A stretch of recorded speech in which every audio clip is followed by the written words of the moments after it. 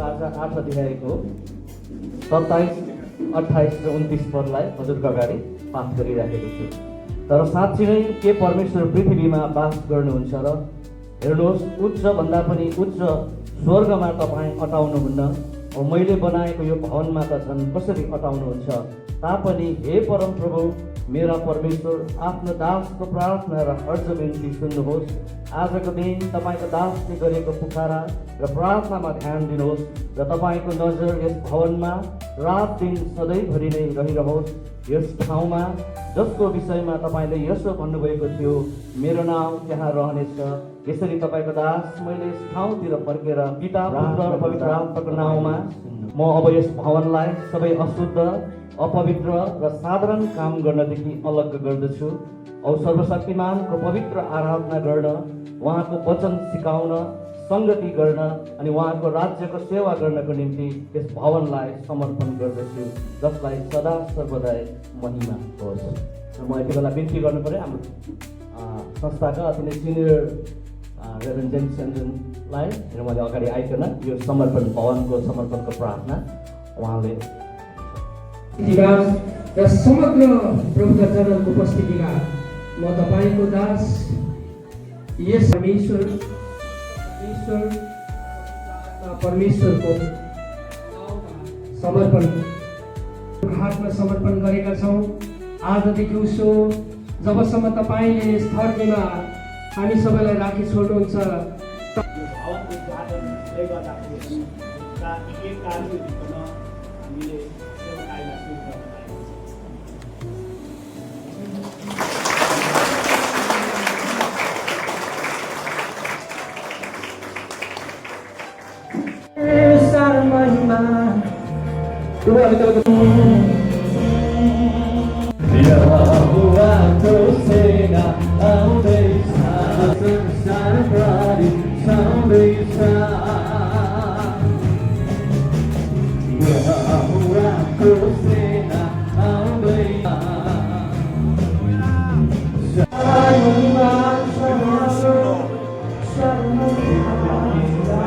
आफ्नो अमूल्य समयलाई निकालेर आइदिनु भएको लागि हामी तपाईँलाई धेरै धन्यवाद भन्न चाहन्छौँ।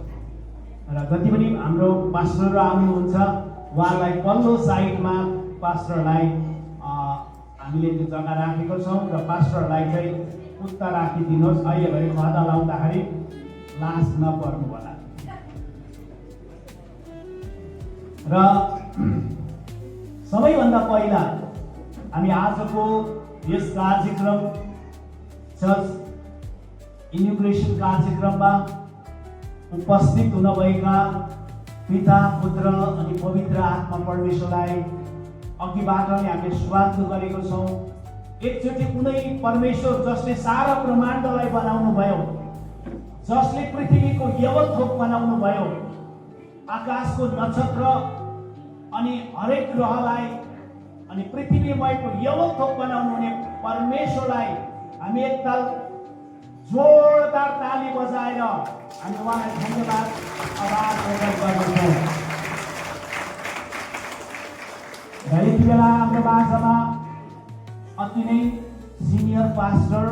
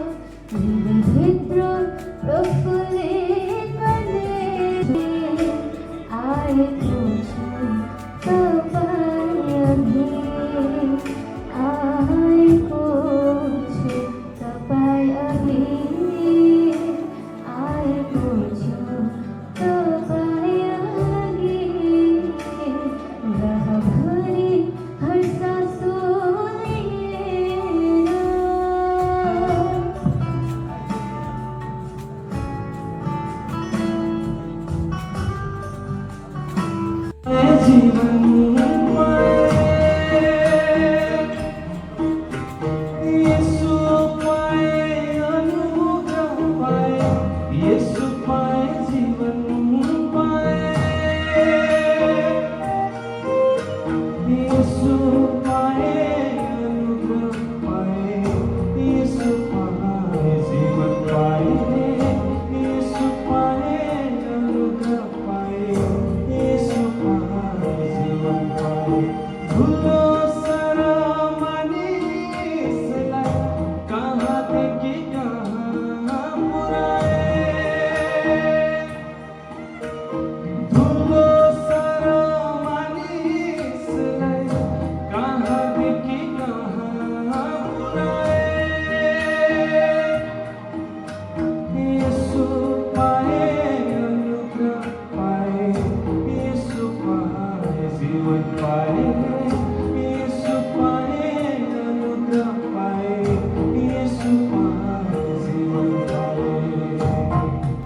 जीवित नाउँमा जयमसी साथै ख्रिस्टी अभिवादन। नेपालको सोलुखुम्बुदेखि भारतको हिमाली भेगहरूमा ख्रिस्टको महान आज्ञाको राँको लिएर पहाड र कन्दराहरूमा दुःख र चुनौतीहरूको सामना गर्दै परमेश्वरको राज्यलाई फैलाउने ख्रिस्ट